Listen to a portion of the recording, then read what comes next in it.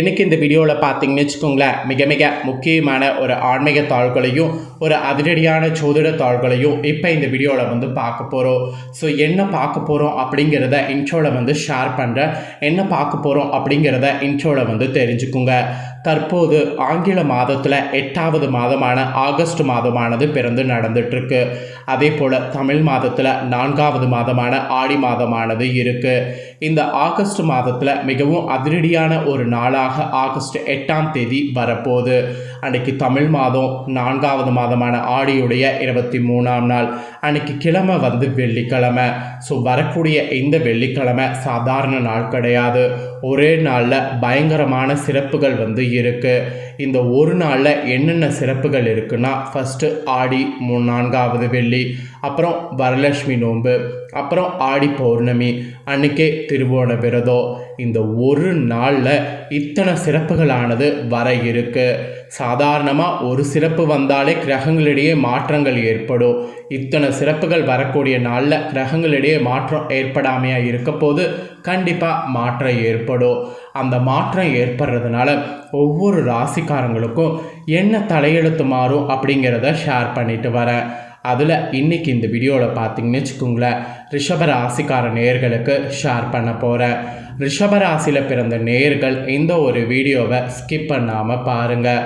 உங்களோட ராசிக்கு இந்த நாளுக்கு பிறகு என்ன மாதிரியான மாற்றம் ஏற்படுங்கிறத ஜோதிடர்கள் சொல்லியிருக்கிறத தெளிவாக இந்த வீடியோவில் தெரிஞ்சு இதற்கேற்ப நடந்து பலன் பெறுங்க.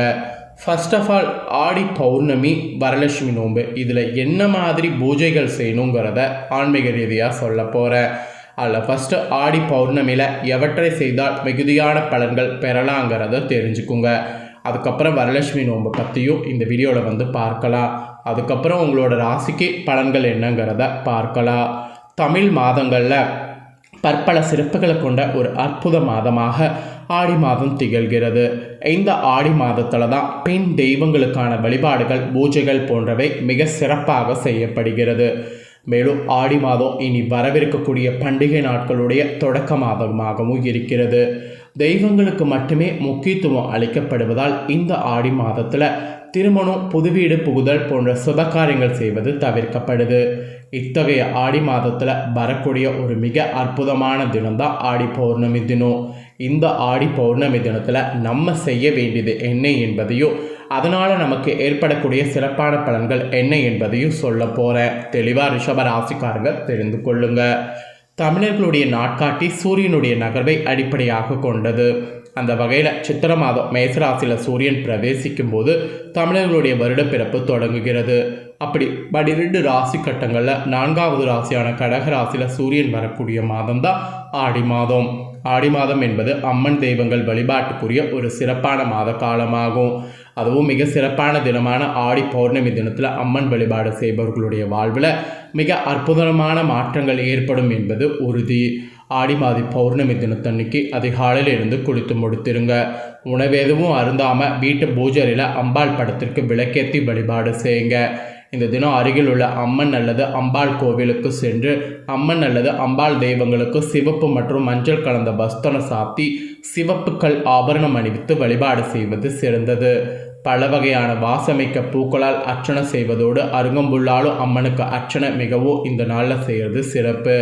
மேலும் ஆடி பௌர்ணமி தினத்தில் அம்பிகைக்கு பாலபிஷேகம் செய்து வாழைப்பழம் கலந்த சாதம் நைவேத்தி செய்து வழிபாடு செய்வது இன்னும் மிக அற்புதமான பலன்களை கொடுக்க இருக்கு. மேற்படி இந்த நாளில் பூஜை முடித்த பின்பு நைவேத்தியமாக சில பிரசாதம் கொண்டு போங்க. தயிர் சாதம், சாம்பார் சாதம் இந்த மாதிரி கொண்டு போய் கோயில் உள்ள பக்தர்களுக்கு பிரசாதமாக கொடுங்க. அம்மனை மேற்கூறிய வழியில் வழிபாடு செய்பவர்களுக்கு மிகுதியான புண்ணிய பலன் ஏற்படும். திருமணமாகி பல ஆண்டுகளாகியும் குழந்தை பெற கிடைக்காம தவிப்பவர்களுக்கு குழந்தை பாக்கியம் உண்டாகும். வியாபாரங்களில் நேரடி மற்றும் மறைமுக எதிர்ப்புகள் அறவே நீங்கி லாபங்கள் பெருகும். நோய் நொடிகள் ஏற்படாமல் காக்கும். குடும்பத்தில் மகிழ்ச்சி பெருகும். விபத்துகள், துர்மரணங்கள் ஏற்படுவதை தடுக்கும். இந்த ஆடி பௌர்ணமி தினத்தில் வேதமறிந்த பிராமணர்களுக்கு கூட புது வஸ்திரம் மற்றும் உங்களால் முடிந்த தொகையை தட்சணையாக தானம் தரணும். இதனால் உங்களின் அத்தனை விதமான தோஷங்களையும் போக்கும். இது ஒரு சிறந்த பரிகாரம். கண்டிப்பாக இந்த பரிகாரத்தை ஆடி பௌர்ணமியில் செய்ய பாருங்கள். இந்த ஆடி பௌர்ணமி அன்னைக்கே வரலட்சுமி விரதமும் வருது. ரொம்ப ஸ்பெஷலு. அருளும் பொருளும் தரக்கூடிய அந்த வரலட்சுமி தாயை வீட்டுக்கு வரவழைக்கிறது முக்கியத்துவத்தையும் சொல்கிறேன். அதையும் இந்த வீடியோவில் வந்து தெரிஞ்சுக்குங்க. ஆக்சுவலி இப்போ வெள்ளிக்கிழமை இந்த டைம் வரலட்சுமி நோன்பு வருதுன்னு சொன்னால அதுக்கு முதல் நாளான வியாழக்கிழமை அன்றைக்கே வீட்டை சுத்தப்படுத்துங்க, பூஜாரையை சுத்தம் செய்யுங்க, சுவாமி படங்களை துடைத்து சந்தன குங்குமம் இட்டு வீடை தயார் செய்து கொள்ளுங்க. பூஜரையில் ஏற்றப்படக்கூடிய விளக்குகளையும் தாம்பலங்களையும் நன்றாக தேய்த்து வைத்து கொள்ளுங்க. சரி, வரலட்சுமி பூஜை செய்வது எப்படிங்கிறத இப்போ சொல்கிறேன். எந்த பூஜை செய்வதாக இருந்தாலும் முதல் வணக்கமும் முதல் வழிபாடும் முதல்வன் விநாயக பெருமானுக்கு. எனவே பிள்ளையாரை முதல்ல வணங்க வேண்டும். அப்பா பிள்ளையாரப்பா, இந்த வரலட்சுமி பூஜையை உன்னை வணங்கிவிட்டு தான் ஆரம்பிக்கிறேன், நீதான் பூஜையை நல்லபடியாக நடக்க துணை இருக்கணும் என்று வேண்டிக் கொள்ளுங்க. அவ்வளவுதான். பூஜைக்கு அரணாக இருந்து அருள்வார் பிள்ளையாப்பார். அலம்பி வைத்த தாம்பலத்தை எடுத்துக்கொள்ளுங்க. பூஜரையில் கோலமிடுங்க. இன்னொரு கோலமிட்டு அதன் மேல் தாம்பலத்தை வைத்து கொள்ளுங்க. அதில் பச்சரிசியை பரப்பு வைத்து கொள்ளுங்க. அரசின் மீது கலசத்தை வைங்க. பழங்கள், வெத்தலைப்பாக்கு, மஞ்சள், குங்குமம் முதலான மங்கள பொருட்களை வைங்க. மாதுளை, ஆரஞ்சு, விளாம்பழம், திராட்சை, மாம்பழம் முதலான பழங்களையும் வைங்க. லட்டு அல்லது வேறு ஏதேனும் இனிப்பு செய்யுங்க. அப்புறம் தயிர், தேன், நெய், கற்கண்டு, கொழுக்கட்டை, பசும்பால் முதனவற்றை நெய்வேத்தியமாக வைங்க. இப்போது பூஜைக்கு தேவையாக தயாராக இருக்கக்கூடிய அந்த மாதிரி ஒரு இதை வந்து ரெடி பண்ணிடுங்க. வீட்டு வாசல், அதாவது வீட்டு நிலைவாசல் நின்று கொண்டு வெளிப்பகுதியை பார்த்து கற்பூர ஆராதனை முதல்ல காட்டணும். மகாலட்சுமியே, எங்கள் குலவிளக்கே, எங்கள் வம்ச விருட்சமே, கருணை கண்டவளே, எங்கள் வீட்டுக்கு வாத்தாயே என்று அவளை வந்து அழைக்கணும். தேவியை, லக்ஷ்மியை, மகாலட்சுமியை அந்த மாதிரி அழைக்கணும். அழைத்தால் வராமலாக இருப்பாள், அன்னை வந்து விடுவாள். ஸோ இந்த மாதிரி தாங்க பூஜையை வந்து செய்யணும். ஆக்சுவலி இந்த பூஜையை செய்கிறது ரொம்ப சிம்பிள், ஆனால் இதனால் கிடைக்கக்கூடிய பலன் அதிகம்.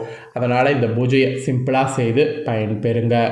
இப்போ உங்களோட ராசிக்கு இந்த பௌர்ணமி வரலட்சுமி நோன்புக்கு பிறகு எப்படி தலையெழுத்து மாறுங்கிறத சொல்ல போகிறேன். ஸோ எப்படி தலையெழுத்து மாறும் அப்படிங்கிறத தெரிஞ்சு அதற்கேற்ப நடந்து பலன் பெறுங்க. ரிஷப ராசிக்காரங்களுக்கு தொழில், உத்தியோகம், வியாபாரம், படிப்பு போன்ற எல்லா விஷயங்கள்லையுமே இனி வரக்கூடிய நாட்கள் முன்னேற்றம் ஏற்படும். அபரிவிதமான வளர்ச்சிகள் ஏற்படும்னு சொன்னால் கூட ஆச்சரியப்பட இல்லை. பிள்ளைகள் வகையில் உத்தியோகம், வியாபாரம், படிப்பு, தொழில் தொடர்பான விஷயங்களில் அனுகூலம் காணப்படும். குடும்பத்தில் இருந்து வந்த பிரச்சனைகள், சலசலப்புகள் அனைத்தும் பரிபூர்ணமாக நீங்கும். குடும்பத்தினருடன் பயணங்கள் மேற்கொள்வீங்க. அதுக்கு எல்லா வகையிலையும் உங்களுக்கு பலன்கள் வந்து கிடைக்கும். அப்புறம் பெரிய மனிதர்களை சந்திக்கக்கூடிய வாய்ப்பு ஏற்படும். பெற்றோர் பெரியோர்களுடைய நீண்ட நாள் கனவுகளை நிறைவேற்றி கொடுப்பீங்க. பயணங்கள் சமயத்தில் புதிய அறிமுகங்களிடம் மிகுந்த கவனமாக இருக்க வேண்டும். புதிய அறிமுகத்தால் பிரச்சனைகள் வருவதற்கு வாய்ப்பு இருக்குது. அதுக்காக தான் சொல்கிறேன்.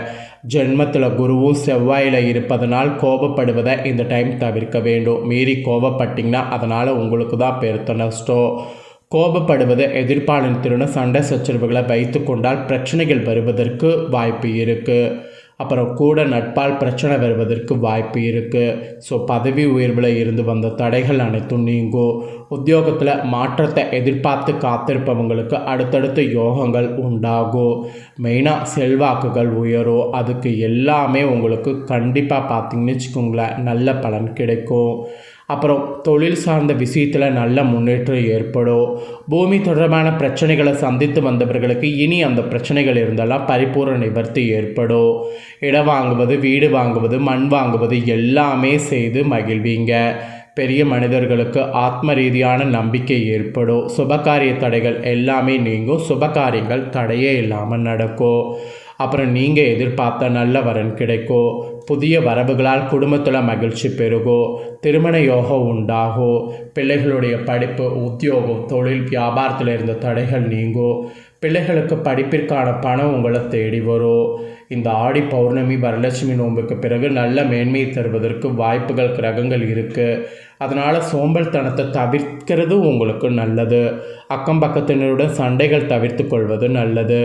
அப்புறம் ரத்த அழுத்தம், ரத்த கொதிப்பு, சர்க்கரை தொடர்பான விஷயங்களில் மட்டும் மிகுந்த கவனமாக இருப்பது நல்லது. கணவனாக இருந்தால் மனைவியின் உடல்நிலையிலும், மனைவியாக இருந்தால் கணவன் உடல்நிலையிலும் கவனம் தேவை.